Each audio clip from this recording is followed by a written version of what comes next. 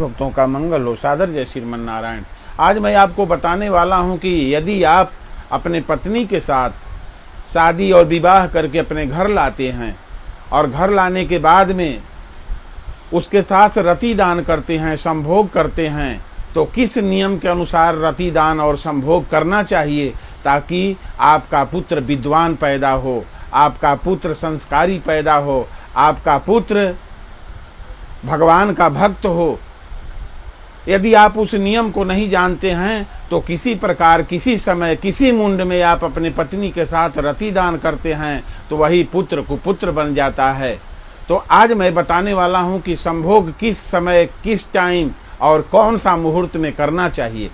पति और पत्नी के बीच सहवास भी रिश्तों को मजबूत बनाए रखने का एक आधार होता है, बशर्ते कि उसमें प्रेम हो, काम वासना नहीं।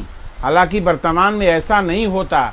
इसका कारण है सहवास के प्राचीन नियमों की समझ का नहीं होना। आधुनिक युग में संस्कार तो समाप्त हो ही गए हैं, साथ ही व्यक्ति स्वार्थी अधिक हो चला है। आओ हम जानते हैं कि सहवास के वे कौन से नियम हैं जिन्हें जानकर लाभ उठाया जा सकता है और सुख को अधिक बढ़ाया जा सकता है ताकि हमारा पुत्र संस्कारी पैदा हो। ऐसा न कि पशुवत व्यवहार अपने पत्नी के साथ किया जाए, किसी भी मुंड में किसी समय अपने पत्नी के साथ रतिदान किया जाए, वही पुत्र कुपुत्र हो जाता है। तो पहला नियम मैं आपको बता रहा हूं कि अपने पति के साथ रतिदान कब करें और किस मुहूर्त में करें ताकि मेरा पुत्र विद्वान हो, मेरा पुत्र संस्कारी हो। पहला नियम मैं बता रहा हूं। हमारे शरीर में 5 प्रकार के वायु रहती हैं। इनका नाम है व्यान, व्ययान, समान, अपान, उदान और प्राण। उक्त 5 में से एक अपान वायु का कार्य मल मूत्र, शुक्र, गर्भ और आर्तव को बाहर निकालना है। इसमें जो शुक्र है वही बीर्ज है, अर्थात यह वायु संभोग से संबंध रखती है। जब इस आयु की गति में फर्क आता है या यह किसी भी प्रकार से दूषित हो जाती है तो मूत्राशय और गुदा संबंधी रोग उत्पन्न होते हैं। इससे संभोग की शक्ति पर भी असर पड़ता है। अपान वायु महावरी, प्रजनन और यहाँ तक कि संभोग को भी नियंत्रित करने का कारक है। अतः इस वायु को शुद्ध और गतिशील बनाए रखने के लिए आपको अपने उदर को सही रखना होगा और सही समय पर शौचादि से निवृत्त होना होगा। अब मैं आपको दूसरा नियम बताता हूं।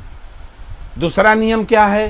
काम सूत्र के रचयिता आचार्य वात्स्यायन के अनुसार स्त्रियों को काम शास्त्र का ज्ञान होना बेहद जरूरी है, क्योंकि इस ज्ञान का प्रयोग पुरुषों से अधिक स्त्रियों के लिए जरूरी है।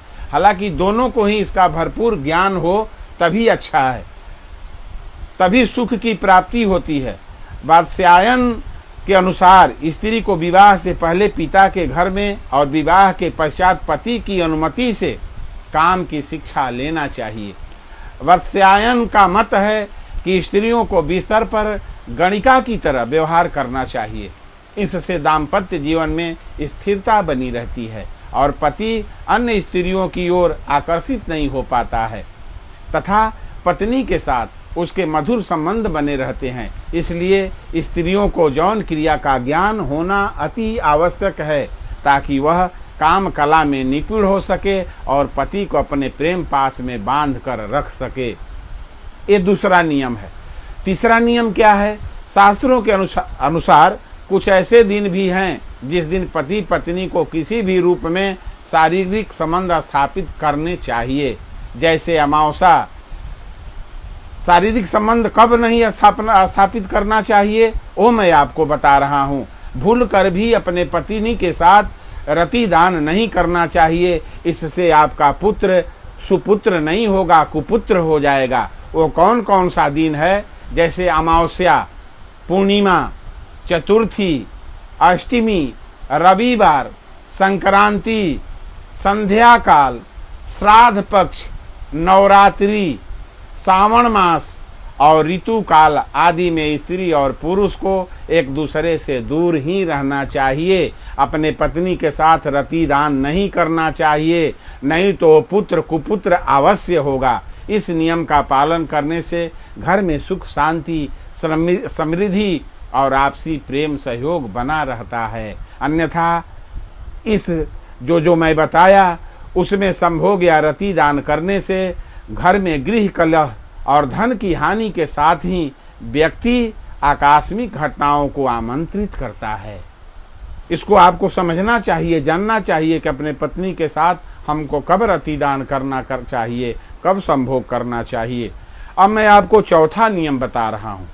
रात्रि का पहला प्रहर रति क्रिया के लिए उचित समय है। रात्रि का पहला जो प्रहर है उसमें आप रति क्रिया कर सकते हैं।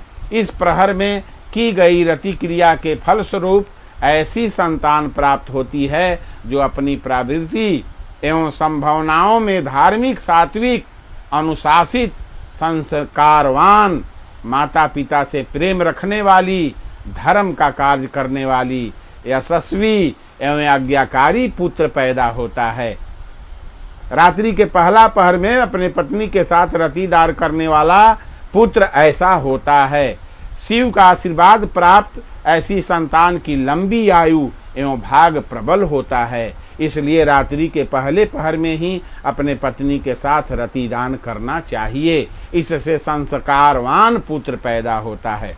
प्रथम पहर के बाद राक्षसगण, प्रथम पहर जब बीत जाता है उसके बाद राक्षसगण पृथ्वी लोक के भ्रमण पर निकलते हैं।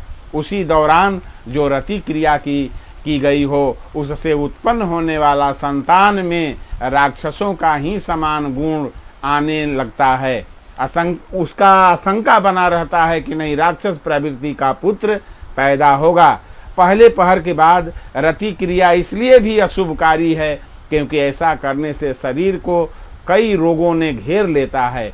व्यक्ति अनिद्रा, मानसिक क्लेश, थकान का शिकार हो जाता है एवं माना जाता है कि भाग भी उससे रूठ जाता है। तो इस प्रकार से आपको रतिदान प्रथम पहर में, रात्रि के प्रथम पहर में ही करना चाहिए, नहीं तो वो पुत्र राक्षस अवश्य जन्म लेगा। अब मैं आपको पांचवा नियम बता रहा हूँ। यदि कोई संतान के रूप में पुत्रियों के बाद पुत्र चाहता है तो उसे महर्षि वात्स्यायन द्वारा प्रकट किए गए प्राचीन नियमों को समझना चाहिए। इस नियम के अनुसार स्त्री को हमेशा अपने पति के बाईं ओर सोना चाहिए। कुछ देर बाद करवट लेटने से दायां स्वर और दाहिनी करवट लेने से बायां स्वर चालू हो जाता है। ऐसे में दाईं ओर लेटने से पुरुष का दायां स्वर चलने लगेगा और बाईं ओर लेटी हुई स्त्री का बायां स्वर चलने लगता है। जब ऐसा होने लगे तब संभोग करना चाहिए। इस स्थिति में गर्भाधान हो जाता है। तो छठा नियम अब मैं आपको बता रहा हूं कि छठा नियम क्या है। आयुर्वेद के अनुसार स्त्री के मासिक धर्म के दौरान अथवा किसी रोग संक्रमण होने पर सेक्स नहीं करना चाहिए। यदि आप खुद को संक्रमण या जीवाणुओं से बचना चाहते हैं तो सहवास के पहले और बाद में कुछ स्वच्छता नियमों का पालन करना चाहिए।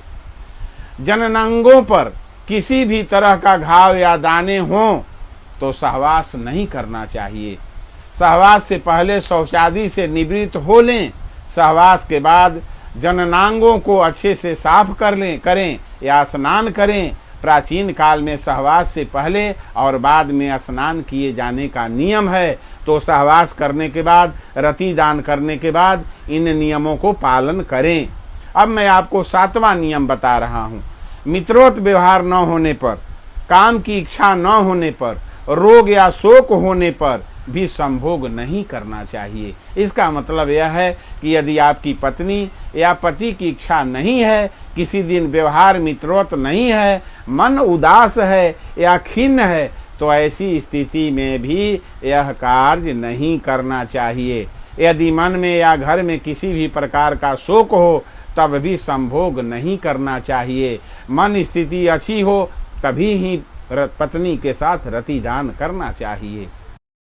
आपको 8वां नियम बता रहा हूं, जो आप इसको अवश्य ध्यान से सुने और इस नियम को जरूर पालन करें, ताकि मेरा पुत्र यशस्वी, संस्कारी, माता पिता का सेवा करने वाला हो।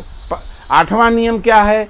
पवित्र माने जाने वाले वृक्षों के नीचे, सार्वजनिक स्थानों पर, चौराहों, उद्यान, श्मशान घाट, बौद्ध स्थल, चिकित्सालय, औषधालय, मंदिर, ब्राह्मण, गुरु और अध्यापक के निवास स्थान में कभी भी अपने पत्नी के साथ रतिदान नहीं करना चाहिए।